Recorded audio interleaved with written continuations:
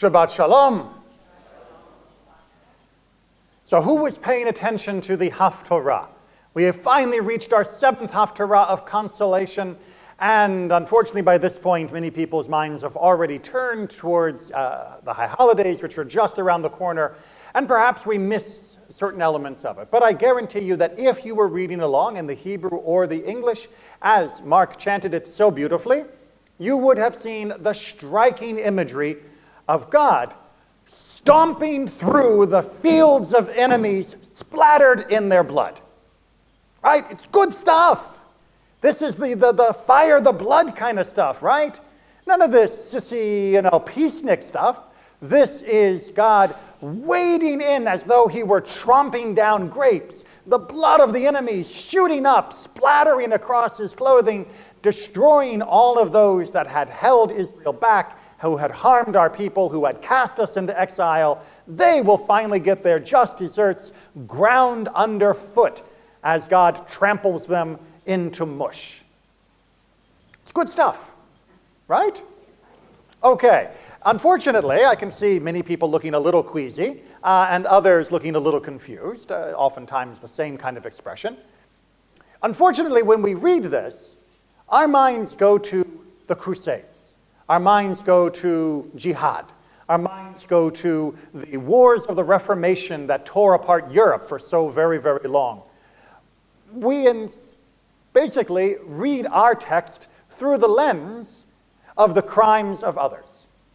And if we look at our text in that way, then yes, it's going to feel a little unsettling. Because we have not liked when others have strode through our communities wielding a weapon of violence and splattering themselves with the blood of our people. And so when we read that about others, while there may be a small twinge of revenge ideation, most of us feel a little bit uncomfortable. But that's what happens when we read our texts through the eyes of others who have adopted the mantle of either our text or the pretense of religion to hide the crimes of their earthly rulers, who are the ones ordering the crusades, the jihad, or the war. So, what are we to make of the Haftarah then? Is God bloodthirsty? Is war a beautiful thing that we should aspire to? Well, no. In Judaism, we do everything we can to avoid it. Does that mean that we are pacifists? Does that mean that we turn the other cheek? No, again, that's not in our book. Instead, Judaism looks at this and says, violence will unfortunately often be necessary in order to confront evil. We don't have to like it, but we can be grateful when we are victorious over evil.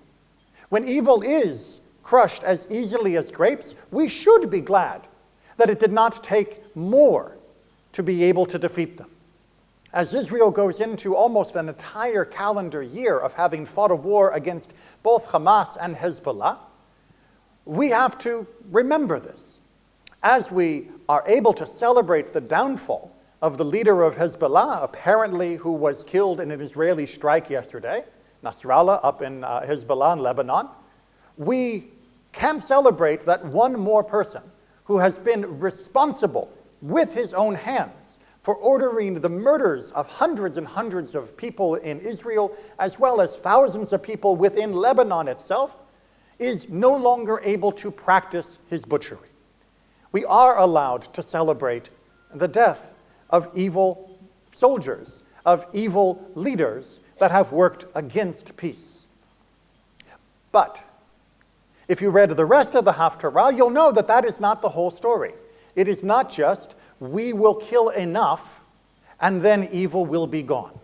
You see, that was the problem with the Crusades and with jihads and the wars of the Reformation or any other war of obliteration of the enemies of our people. It turns out that you don't actually ever win by simply killing enough of the enemy.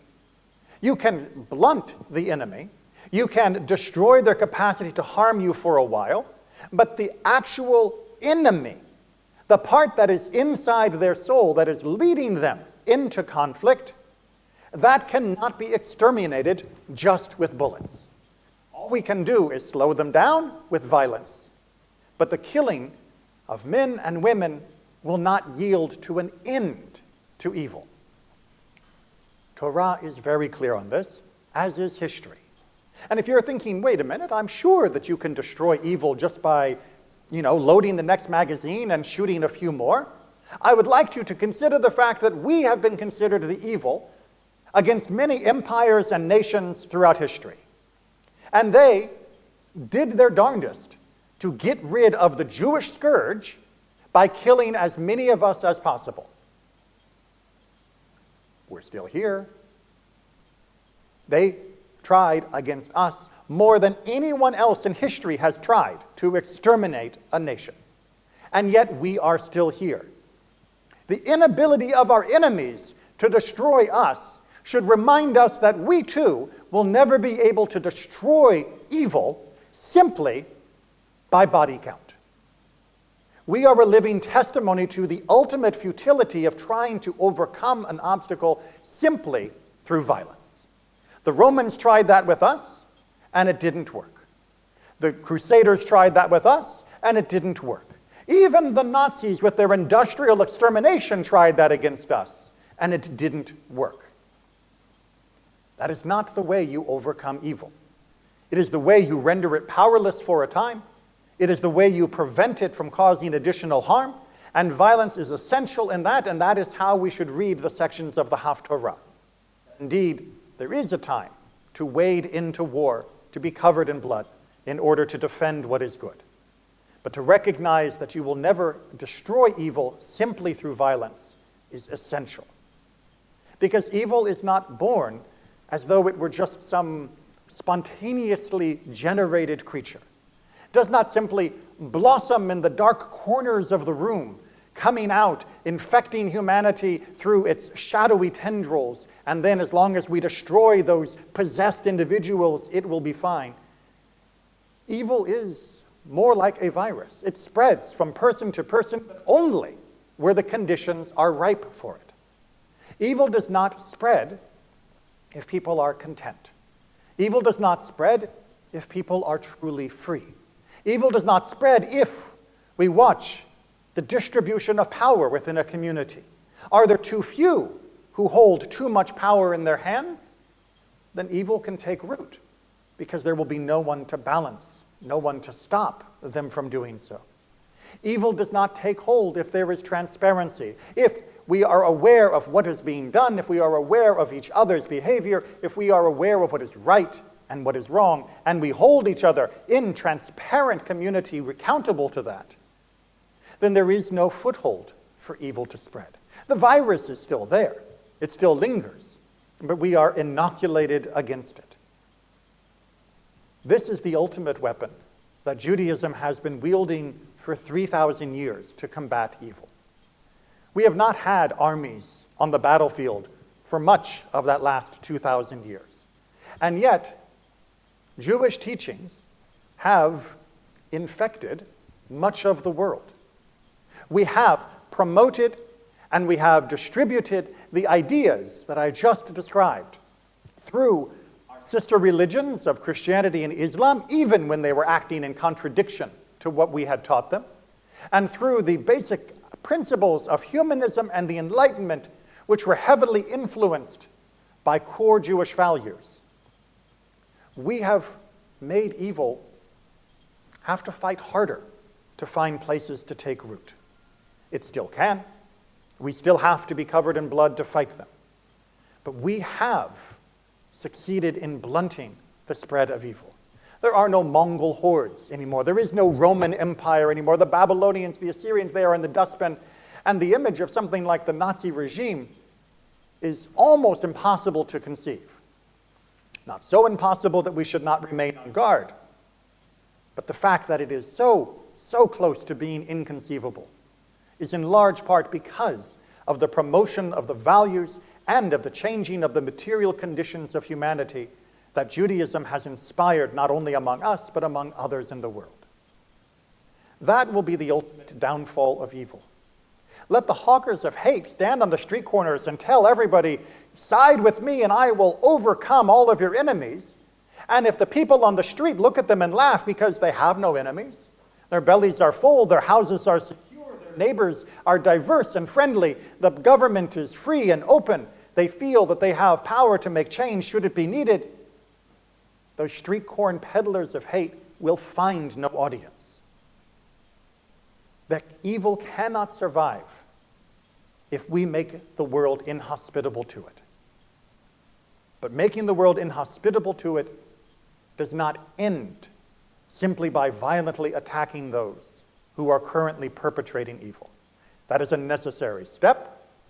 It is an unfortunate truth in life that indeed we have to put out the fire before we can rebuild. And we should be grateful that Israel has been working so hard for so many decades to fight the fire of evil in her backyard.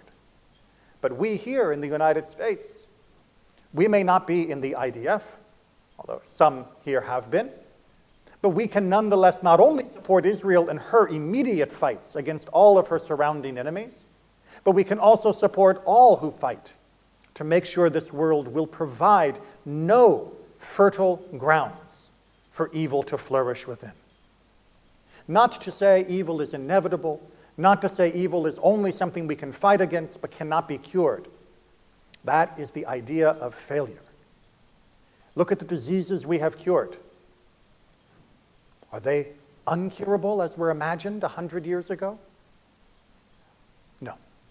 We can cure disease, and we can cure the disease of the mind of evil. But we have to be willing to see it as a solvable problem.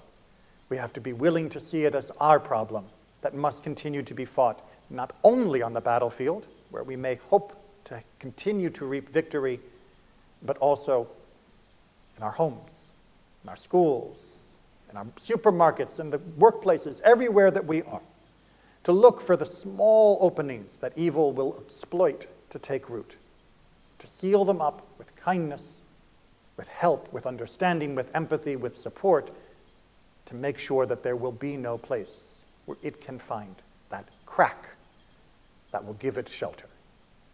That is our job in 5785 coming up. We have more things to do as well, but we'll talk about those in just a few days. Shabbat Shalom and Shana Tova.